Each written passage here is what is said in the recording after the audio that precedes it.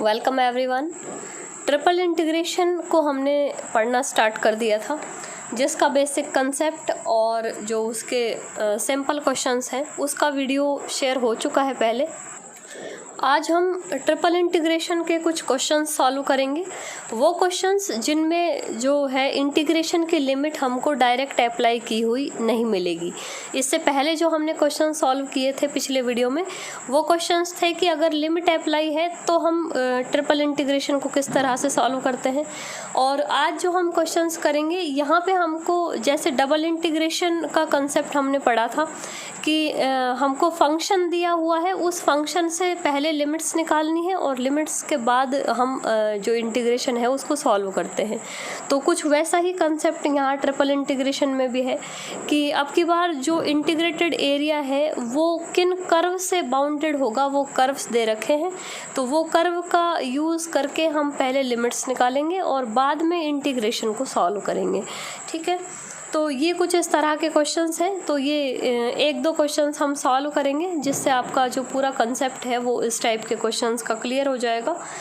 तो यहाँ पे ये इंटीग्रेशन है, triple integration z dx dy dz। यहाँ पे गिवन है कि समाकलन का क्षेत्र या जो इंटीग्रल रीजन है v, वो एक सिलेंडर से बाउंडेड है, जिसकी जो इक्वेशंस हैं वो है z equal to 0 and z equal to 1 and x square plus y square equal to 4। तो ये कर्व दे रखे हैं जिससे हमारा जो इंटीग्रेटेड एरिया है वो बाउंडेड है। तो अब हम पहले इसकी लिमिट्स निकालेंगे। तो सॉल्यूशन लिखते हैं इसका। तो हम पहले लिखेंगे कि समाकलन का क्षेत्र, यहाँ पे हमको कर्व दिए हुए हैं, इन कर्व से हम पहले तीनों वेरिएबल्स की लिमिट सेट करेंगे। वो लिमिट्स के जो मान आएंगे उनको हम यूज़ करेंगे कि वो जो लिमिट्स हैं वो उस कर्व या उस एरिया को बाउंडेड करेंगी। तो समाकलन का क्षेत्र, एक लिमिट हमको डायरेक्ट दी हुई है कि z equal to 0 and z equal to 1।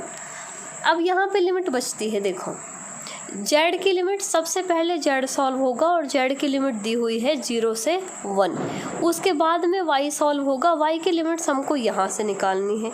तो y इक्वल टू, यहाँ पे आप इसको सॉल्व करेंगे तो देखो ये आएगा -√4 माइनस एक्स स्क्वायर तथा y equal to √4 minus x square, एक बार प्लस में और एक बार माइनस में। y की दो वैल्यूज़ आएंगी, तो इन दोनों के मान और x की जो वैल्यूज़ होंगी वो x की वैल्यू अब यहीं से मिलेंगी हमको कि x इक्वल टू -2 तथा x इक्वल टू +2 से परिबद्ध होगा कि समाकलन का जो क्षेत्र है वो ये जो तीनों लिमिट्स हैं x, y और z की, ये तीनों लिमिट्स मिलके या ये कर्व मिलके जो है उस इंटीग्रेटेड एरिया को बाउंडेड करता है। तो हमने यहाँ से जो है जो कर्व हमको दिए हुए हैं वहाँ से हमको अपनी लिमिट सेट करनी है। लिमिट्स का तरीका जानते हैं कि z जो है वो सबसे पहले सॉल्व होता है और उसकी लिमिट x और y के फंक्शन की फॉर्म में हो सकती है। अब हो सकती है, इसका मतलब ये नहीं है कि हर क्वेश्चन में z की लिमिट उसी x y के फंक्शन में ही मिलेगी। मतलब अगर जो यहाँ पे कर्व दिया है वो कंबाइंड है, मींस x y z और तीनों के फंक्शन का है, तब तो हम यहाँ से x और y के फंक्शन की फॉर्म में z का मान निकाल लेते। वो भी उस टाइप का क्वेश्चन भी हम यूज़ करेंगे। और y की लिमिट है वो x के फंक्शन में आती हैं और x सबसे लास्ट में सॉल्व होता है, इसलिए x की लिमिट्स आती हैं कांस्टेंट की फॉर्म में। तो इंटीग्रेशन सॉल्व करते हैं हमारा। ये ट्रिपल इंटीग्रेशन है v z dx dy और dz। लिमिट्स अप्लाई करेंगे। लिमिट्स है -2 से 2, x की लिमिट्स है और y की लिमिट्स है -√4 minus x square and √4 minus x square. ठीक, और उसके बाद में जो लिमिट्स हैं जेड की लिमिट्स पहले से गिवन हैं 0 to 1, तो जेड dx dy और dz। सबसे पहले इंटीग्रेशन होगा जेड के रेस्पेक्ट में, तो दोनों लिमिट्स बाकी की जो हैं वो ऐसे कैसे ही रह जाएंगी, -2 से 2, -4 - x स्क्वायर से 4 - x स्क्वायर, और जेड का इंटीग्रेशन हम जानते हैं z²/2 होता है, और लिमिट अप्लाई होगी 0 से 1 dx dy। लिमिट्स अप्लाई कर देंगे तो वैल्यू आएगी ये 1/2 - 0/2, तो ओवरऑल वैल्यू हो गई 1/2।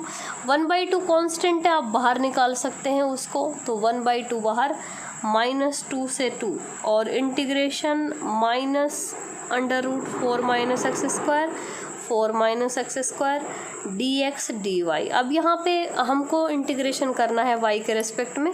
अब आप फंक्शन देखेंगे, देखो लिमिट्स जो है वो -x to x इस वाली फॉर्म में है, कि जो हम इंटीग्रेशन हमने पढ़ा है कि -a से +a इस टाइप की कोई यहाँ हमारी लिमिट है, कि लिमिट सेम है, सिर्फ साइन का अंतर है। जब कभी भी ऐसा होता है तो हम उस लिमिट को 0 से और प्लस वाले साइन में बनाने की कोशिश करते हैं।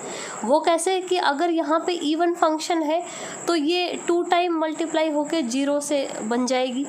अगर यहाँ पे इवन ऑड फंक्शन है, मीन्स विषम फलन है, कि जो फंक्शन है जो उसमें हम x या y जो भी जिसकी भी वेरिएबल के रेस्पेक्ट में हम इंटीग्रेशन कर रहे हैं, तो उसके रेस्पेक्ट में अगर वो जो फंक्शन है वो ऑड फंक्शन है तो वैल्यू पूरी ओवरऑल पूरी वैल्यू 0 हो जाती है। अगर फंक्शन इवन है तो लिमिट आधी हो जाएगी, मतलब 0 से और प्लस साइन तक हो जाएगी, और 2 से मल्टीप्लाई हो जाएगा ओवरऑल इंटीग्रेशन। तो यहाँ पे आप देखेंगे, यहाँ पे जो फंक्शन है वो कांस्टेंट है, क्योंकि y का कोई भी फंक्शन यहाँ पे है नहीं, मीन्स कांस्टेंट है, और कांस्टेंट फंक्शन हमेशा ही इवन फंक्शन होता है। तो इसको हम क्या कर सकते हैं कि ये जो फंक्शन है ये हमारा एक जो प्रॉपर्टी है इवन फंक्शन की, या जो ये लिमिट हम यूज़ करते हैं कि कोई भी लिमिट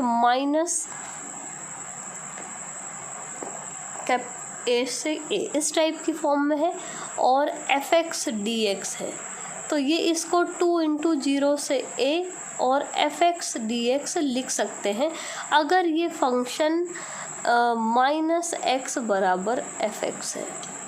ठीक है, ये प्रॉपर्टी होती है कि अगर इस टाइप का फंक्शन है तो ये हम इस टाइप से लिमिट को चेंज कर सकते हैं।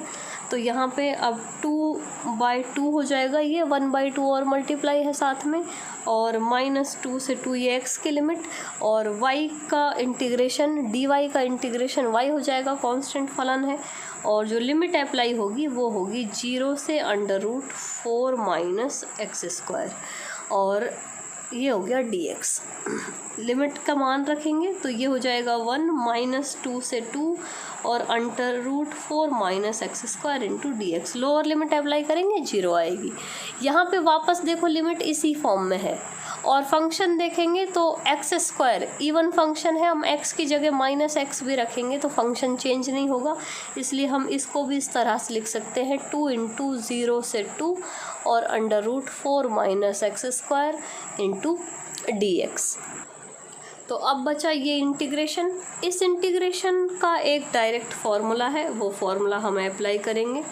2 × ये √a² - x स्क्वायर की फॉर्म का इंटीग्रेशन है, जिसका इंटीग्रेशन होता है 1/2 √x √a² - x square. a की जगह a² की जगह 4 है तो 4 - x स्क्वायर, और प्लस a² की जगह है 4 तो 4 आ जाएगा, और sine inverse x upon a की जगह है 2। यहाँ पे ये आप चाहो तो यहाँ पे लिख सकते हैं integration of √a² - x square dx। इसका जो मान होता है वो होता है 1/2 x √a² - x square plus a² sine inverse x upon a। ये एक इंटीग्रेशन है जिसका हम यूज़ कर रहे हैं यहाँ पर। तो ये मान आ गया इसका, और लिमिट अप्लाई कर देंगे 0 से 2, ये 2 से वापस ये 2 कैंसिल हो जाएगा और अब लिमिट अप्लाई करेंगे तो ये वैल्यू आएगी, देखो 2√4 - 4 0 हो जाएगा और 4 साइन इनवर्स 2/2, साइन इनवर्स 1 हो जाएगा। ये यहाँ पे जब लोअर लिमिट में रखेंगे x की वैल्यू तो ये पूरा 0 और यहाँ पे रखेंगे तो -4 साइन इनवर्स 0 मान रखेंगे। ये 0 हो गया, ये बचा 4 साइन इनवर्स 1, साइन इनवर्स 1 होती है π/2 और ये -4 साइन इनवर्स 0, तो साइन इनवर्स 0 होता है 0, तो यहाँ पे आ जाएगा 4, 1 वैल्यू होती है साइन π/2 की, तो इसको आप ऐसे भी लिख सकते हैं साइन इनवर्स साइन π/2, तो वैल्यू आएगी 4 × π/2 या फिर 2π, जो इसका फाइनल आंसर है।